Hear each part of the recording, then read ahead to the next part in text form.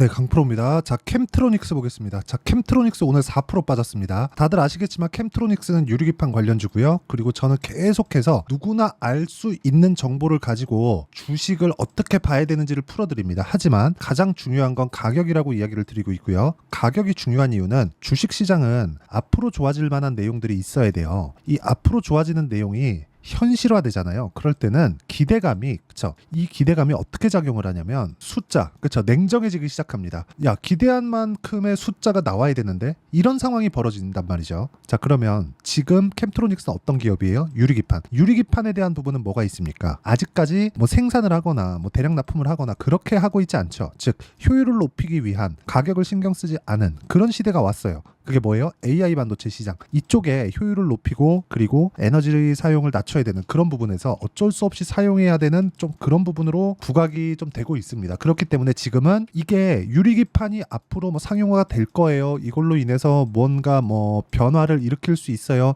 이건 그때 가봐야 알아요. 그런데 우리가 봐야 되는 내용은 한 가지입니다. 기대감은 있다. 그리고 그 기대감을 뭐예요? 가격이 먼저 반영하고 있다. 그렇기 때문에 우리는 신고가 구간에서 매매를 해야 된다. 자, 첫 번째 캠트로닉스 관련돼서 제가 삼성전기와의 뭐 어떤 내용을 진행하고 있는지, 그리고 앞으로 여기 보시면 실적에 대한 부분이 그쵸 추가적으로 좋아질 수 있는 상황이 어떻게 나올 수 있는지 그 내용에 대해서 이야기를 드릴 건데, 그리고 실적과 주가의 관계에 대해서 이야기를 제가 자세히 드릴 겁니다. 근데 그 전에 무조건 타점에 대한 이해가 필요하고 그 타점을 이해하기 위해서 우리가 어떻게 매매를 해야 되는지 그 내용부터 보고 가겠습니다. 이 내용에 대해서 이해를 하잖아요. 그러면 장담컨대 어떤 종목에 가서도 손절을 안 한다는 게 아닙니다. 손절하죠.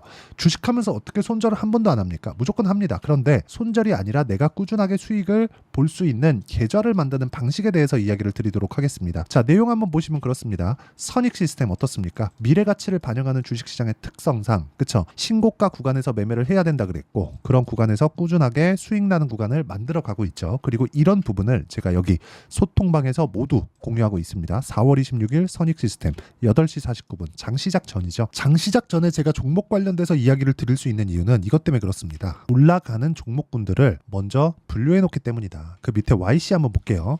YC. 자, YC 내용을 보면 어떻습니까? 올라가는 구간에서 계속 매매를 하고 있죠. 매도를 하더라도 내가 판 것보다 올라가니까 더 사요. 그렇죠? 내일이면 그렇죠? 시세 확인해서 매도할 수도 있지만 꾸준하게 수익을 낼 수 있고 그 종목군이 신고가 종목이라는 점만 보더라도 우리는 계속해서 수익 나는 매매를 하기 위해서 어떤 종목군들을 추려야 되는지 알 수 있습니다. 근데 여기서 캠트로닉스 같은 경우에도 같은 맥락에 속해 있다고 보시면 되고, 그런 부분을 그렇죠? 캠트로닉스도 신고가 종목이기 때문에 제가 여기 소통방에서 실시간 타점을 공유합니다. 뭐 다른 종목에 대한 결과치에 대해서 제가 이야기를 드린 거고, 예를 들어서 이 밑에 쭉 내려보시면 뭐 젠백스 링크도 있고 뭐 캠트로닉스도 여기 있죠. 계속해서 제가 이야기를 드리고, 재룡산업 같은 경우에도 보면 어떻습니까? 제가 이틀째 계속해서 이야기를 드린 결과 급등세를 보입니다. 자, 재룡산업 올라가는 상황에서 그쵸 계속해서 강세를 보이고 있다. 그리고 이런 부분을 제가 소통방에서 10억 만들기 프로젝트로 진행하고 있으니까 구독과 좋아요 눌러주시고요. 상단에 있는 전화번호로 구독 또는 10억이라고 문자 보내주시면 제가 소통방 입장 링크를 순차적으로 공유를 해드리도록 하겠습니다. 자, 그러면 제가 어떤 류의 종목군들을 공략하는지 다 보셨죠? 신고가 매매에 대해서 이해를 하고 내가 실전에 적용시킬 수 있으면 감히 말씀드리건대 주식 인생이 바뀔 겁니다. 그러면 이 내용을 가지고 우리가 캠트로닉스의 상황을 한번 보자고요. 일단 오늘 4% 빠졌습니다. 자, 단기간에 갭도 발생을 했고 그 갭이 발생하는 상황에서 그쵸 유리기판 관련된 내용도 있고 여러 가지 이슈들이 있었다는 거는 맞아요. 그런데 첫 번째 신고가를 만드는 과정에서 그쵸 실적이 아직 모멘텀과 맞춰진 실적이 발생되지 않았다는 점, 그럼 뭐가 있다는 거라고 제가 말씀드렸죠. 기대감이 계속해서 존재하고 있다는 거죠. 자, 그리고 유리기판이 왜 지금 주목을 받고 있는지에 대해서 이야기를 드리면, 지금은 AI 시대가 왔습니다. 그런데 AI 시대가 오기 전에 AI 서비스를 하기 위한 서버, 그쵸? 이걸 뭐라 그래요? 데이터 센터입니다. 데이터 센터. 데이터 센터를 만들기 위한 지금 작업을 23년부터 지속적으로 하고 있어요. 이러면서 수혜를 본 게 어디예요? 엔비디아입니다. 엔비디아. 근데 엔비디아의 반도체가 전기를 많이 먹어요. 그러려면 뭘 해야 돼요? 당연하죠. 효율이 높이는, 그쵸? 전도성이 높은 그런 물질을 사용을 해야 됩니다. 근데 이게 비싸요. 근데 원래는 이 정도까지 필요가 없었어서 상용화된 기술임에도 불구하고 사용하지 않았습니다. 그런데도 불구하고 지금 와서 이 얘기가 왜 나오느냐? AI 서버를 계속해서 그렇죠. 엔비디아 실적을 보면 알 수 있는데 엄청난 실적을 낼 수 있는 이유가 엔비디아가 거의 독점 형태로 운영하고 있기 때문에 그렇습니다. 그러면 이 구간에서 우리가 뭘 봐야 될까요? 서버를 구축하는 과정에서 다음에 유지비를 낮출 수 있는 무언가가 필요해진 겁니다. 그래야 환경적인 측면에서도 좋을 수 있죠. 그 중에 하나가 유리기판이에요. 지금 전력 관련주들 엄청난 강세를 보이잖아요.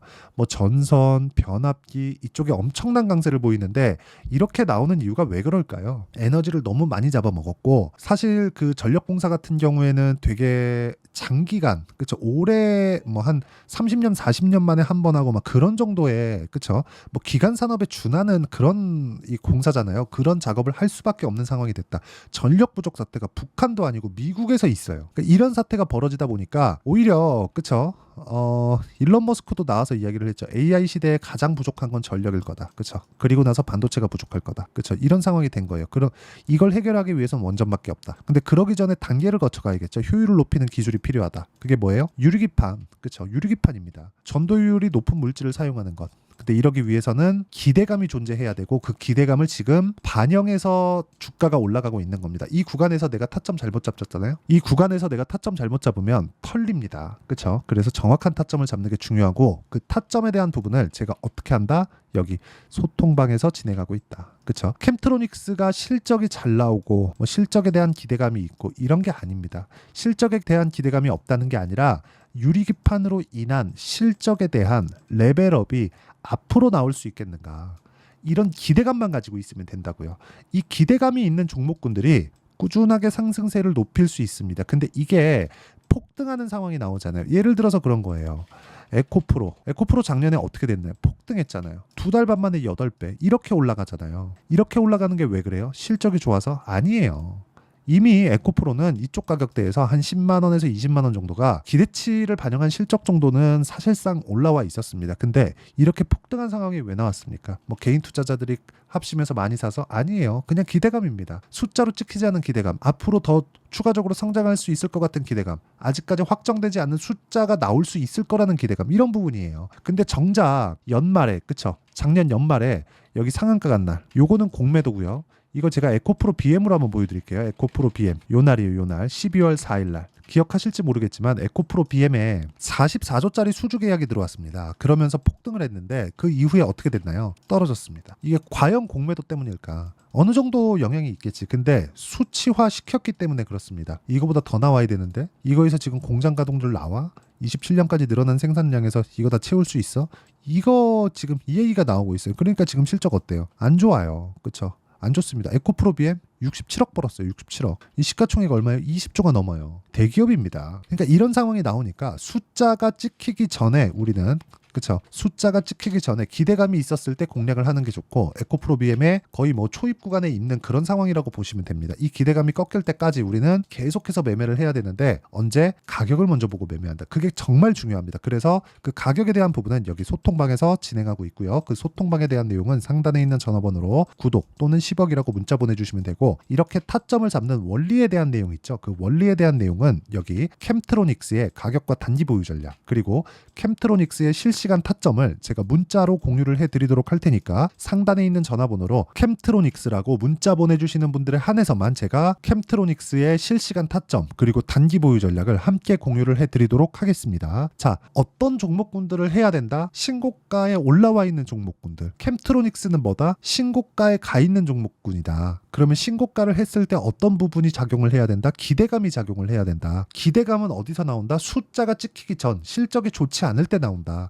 캠트로닉스의 실적이 나쁘다는 것은 아니지만 캠트로닉스에 대한 기대감, 즉 유리기판 관련된 기대감으로 인한 실적은 아직 반영되지 않고 있기 때문에 이런 부분이 반영되기 전에 주가는 상승하고 끝날 거다. 그쵸?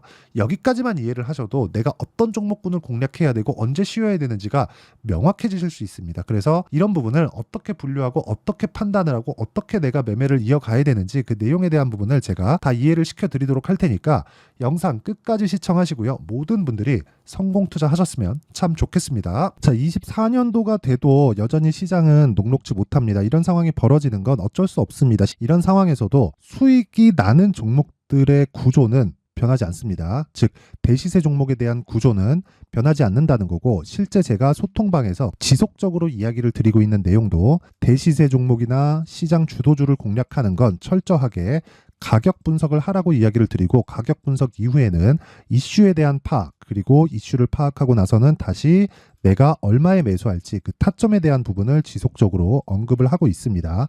자, 근데 생각해 보세요. 1월 달에 시장이 굉장히 어려웠습니다. 어려운 상황에서의 어떤 종목들이 강했냐 보면 반도체와 그리고 바이오입니다. 자, 실제 여기 보면요. HLB에 제가 실제 매매한 내용을 띄워놓고 보여드리고 있는데 1월 22일부터 매매를 시작해서 4일 동안 31%의 수익 마감이 됐고요. 그리고 여전히 신고가 종목입니다. 자, 그리고 그 다음 어보브 반도체 이름을 보시다시피 반도체 종목이죠. 그리고 AI 반도체는 지속적으로 강세를 보이고 있습니다. 이 종목도 신고가를 먼저 달성한 이후에 제가 21%의 단기간에 21%의 큰 수익을 내고 마감이 됐습니다. 다시 재공략을 준비하고 있고 이런 부분은 소통방에서 다 공유를 해드립니다. 자, 그리고 그 다음 코세스. 자, 코세스 같은 종목도 당연히 그쵸 신고가 종목이고요. 그리고 반도체 종목입니다. 이 종목도 영업일 기준에서 이틀 동안 대략 한 15%의 수익 마감이 됐습니다. 내용을 한번 보시면 어떻습니까? HLB를 포함해서 뭐 30%, 20%, 뭐 15% 이런 식의 수익이 지속적으로 발생하고 있는데 이 세 종목 모두 다 신고가 종목이고 1월 달에 시장이 약세를 보이고 있는 구간에서도 강했었던 그런 종목입니다. 특징점이 하나 있는데 그 이슈에 앞서서 가격이 먼저 반영했다는 거죠. 자, 근데 그게 기업 밸류업 프로그램이라고 하죠. 그 종목들도 마찬가지입니다. 오늘은 그 부분에 대해서 이야기를 드릴 텐데 그렇게 제가 가격을 먼저 보고 이슈에 대해서 파악하는 이유는 결과적으로는 큰 시세를 먹기 위한 사전 준비 작업입니다. 실제로 큰 시세를 먹기 위해서 사전 준비 작업을 했을 때 여기 레인보우 로보틱스 127% 그리고 ISC 98% 그리고 한미반도체 97%의 큰 수익을 내는 상황을 만들 수 있습니다. 어떤 식으로 소통방에서 진행됐는지 그쵸? 그 상황을 제가 이야기를 드린 건데 이런 상황도요 당연히 신고가를 공략했을 때 가능한 겁니다. 자, 그러면 이번에도 마찬가지입니다. 그쵸? 정부 주도의 코리아 디스카운트 해소 방안이 2월 달에 발표를 하고요. 그리고 2월 달에 발표된 내용을 토대로 주가가 움직이는 게 아니라 이미 움직인 내용이 있죠. 실제 이 내용은 크게 중요한 게 아니라는 겁니다. 실제 움직인 내용을 보면 자, 기아차입니다. 실제로 12월 달에 신고가를 만들어 놓고 정부에서 입김을 불어 넣으니까 순식간에 기아차를 포함해서 현대차 같은 거대 기업들의 주가가 2주도 채 되지 않아서 40% 정도의 큰 시세를 냅니다. 자, 그러면 우리는 어떤 종목을 봐야 될까요? 이슈를 파악해야 되는 것도 맞지만 철저하게 가격에 맞춰서 매매를 해야 되는 게 당연히 중요합니다. 정부가 주도하는 정책 방향이 있겠죠. 그 방향에 맞춰서 우리가 종목을 찾을 필요가 있다. 자, 그러면 답이 나왔습니다. 정부가 주도하는 방향에 맞춰서 제2의 기아차를 찾는 게 지금은 중요하다. 근데 정부 정책의 방향에 맞게 가자. 그랬을 때 앞서서 제가 보여드렸었던 내용인 여기 레인보우 로보틱스 127% 그리고 ISC 98% 그리고 한미반도체 97%와 같은 수익을 낼 수 있습니다. 물론 시간에 대한 부분은 최소 2주의 시간이 필요하고요. 그리고 최장 3개월 안에 끝내야 됩니다. 자, 기아차의 시세를 보셨던 것과 같이 2월 달에 정부 정책의 방향이 결정되고요. 바로 3월 달이면 시행입니다. 자, 그러면 우리는 거기에 맞춰서 당연히 종목을 찾아야 되고 제가 제2의 기아차를 찾아놨습니다. 제가 아까 전에 소통방에서 이야기를 드렸었던 내용 다 공개를 해드렸는데 그 내용처럼 종목만 받고 싶다 하시는 분들은요. 상단에 있는 제 전화번호로 대시세, 자, 대시세라고 문자를 보내주시면 정부 정책의 방향에 맞는 종목을 모든 분들에게 무료로 공개를 해드리도록 하겠습니다. 자, 제가 원하는 건 채널 성장이 목적입니다. 자, 그래서 구독과 좋아요 꼭 좀 부탁드리고요. 모든 분들이 정부 정책에 맞는 방향으로 매매를 이어가서 큰 수익 보셨으면 좋겠습니다.